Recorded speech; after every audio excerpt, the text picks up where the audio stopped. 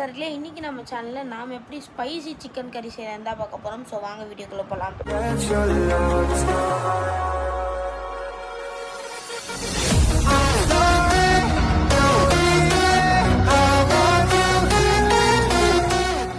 இப்போ நாங்கள் வந்து பார்த்தீங்கன்னா சிக்கனில் மஞ்சத்தூள் போட்டு நல்லா கழுவி வச்சுட்டோம். அதுக்கப்புறம் வந்து பார்த்தீங்கன்னா அதில் 1 ஸ்பூன் அளவுக்கு மிளகாத்தூளும் அதுக்கப்புறம் 1 ஸ்பூன் அளவுக்கு ஜிஞ்சர் கார்லிக் பேஸ்ட் போட்டும் நல்லா மிக்ஸ் பண்ணிக்கிட்டோம்.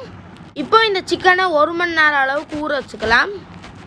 இப்போ நம்ம இன்க்ரீடியன்ஸ்லாம் பார்த்துப்போம். 2 பெரிய சைஸ் வெங்காயம், 7 பல்லு பூண்டு, 2 மீடியம் சைஸ் டொமேட்டோ, அதுக்கப்புறம் சின்ன துண்டு இஞ்சி எடுத்திருக்கோம், அதுக்கப்புறம் 2 க்ரீன் சில்லிஸ் எடுத்திருக்கோம். இப்போ இதில் நல்லா கட் பண்ணிப்போம். இப்போ நம்ம இன்க்ரீடியன்ஸில் கட் பண்ணியாச்சு. இப்போ கொத்தமல்லி கொஞ்சம் எடுத்துக்கலாம். இப்போ நம்ம பட்டை, பிரிஞ்சி இலை, சீரகம், லவங்கம், சாஜீரா, அதுக்கப்புறம் ஏலக்காய் 2 எடுத்திருக்கோம். இப்போ ஒரு பேனில் ஆயில் எடுத்து நல்லா காய வச்சுக்கிட்டோம். இந்த ஸ்டேஜில் நம்ம என்ன பண்ணலாம்னா, நம்ம மேரினேட் பண்ணி வச்சுருந்தோம்ல சிக்கனை, அதை எடுத்து ஃப்ரை பண்ணிக்கலாம். இது பார்த்திங்கன்னா ரொம்ப டீப் ஃப்ரை பண்ணிடாதீங்க, ஒரு 5 மினிட்ஸ்க்கு நல்லா வேகிற மாதிரி ஃப்ரை பண்ணிக்கோங்க.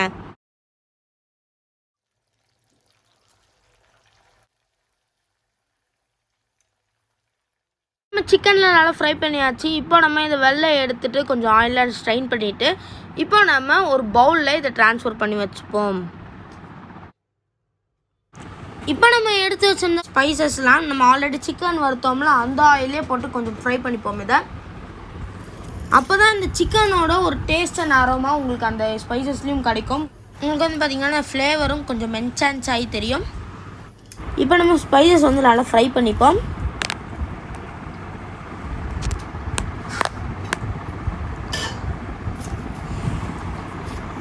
இப்போ நம்ம ஸ்பைசஸ்லாம் நல்லா ஃப்ரை ஆகிடுச்சு. இந்த ஸ்டேஜில் நம்ம எடுத்து வச்சுருக்க பூண்டு, இஞ்சி, அதுக்கப்புறம் ஆனியன்ஸு இதெல்லாம் ஆட் பண்ணிட்டு நல்லா ஃப்ரை பண்ணிப்போம்.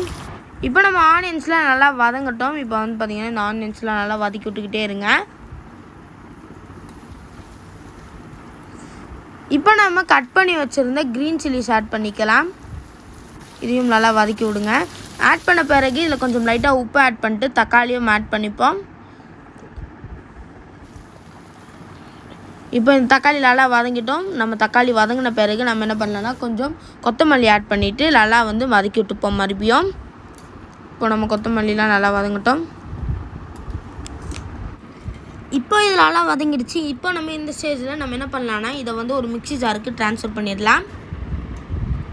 ட்ரான்ஸ்ஃபர் பண்ணிட்டு இதை நல்லா பேஸ்ட் பதத்துக்கு அரைச்சிக்கோங்க. இந்த மாதிரி ஒரு கன்சிஸ்டன்சி வரணும். இப்போ நம்ம ஒரு பேனில் 3 ஸ்பூன் அளவுக்கு ஆயில் ஊற்றி காய வச்சுக்கலாம். காய்ஞ்ச பிறகு நம்ம என்ன பண்ணலாம்னா 1 ஸ்பூன் அளவுக்கு சில்லி பவுடர் ஆட் பண்ணிட்டு அதை கொஞ்சம் ஆயில் கூட நல்லா மிக்ஸ் பண்ணி விடலாம்.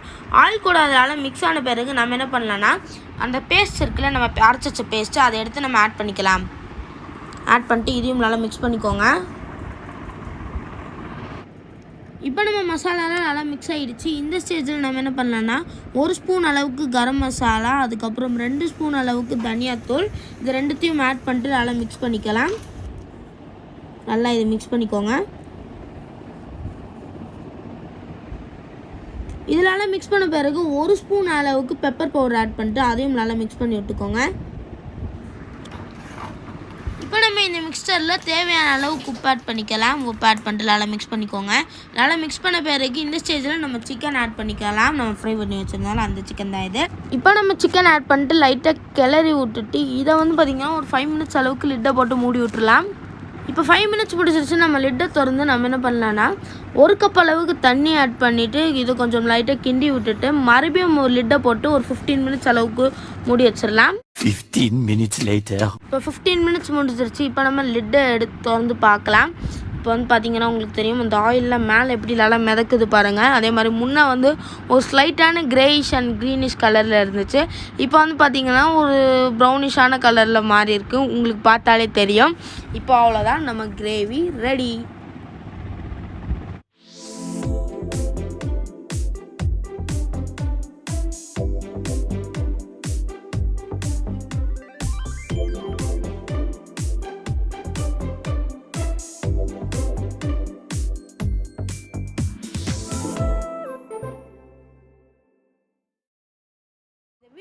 பிடிச்சிருக்குன்னு நினைக்கிறேன். பிடிச்சிருந்துச்சுன்னா நம்ம சேனலை மறக்காமல் லைக், ஷேர் மற்றும் சப்ஸ்கிரைப் பண்ணிக்கோங்க. பக்கத்தில் இருக்கிற பெல் ஐக்கான் கிளிக் பண்ணிக்கோங்க. அடுத்த ஒரு இன்ட்ரெஸ்டிங்கான டிஃப்ரெண்ட்டான வீடியோவில் பார்க்குறேன். பாய்.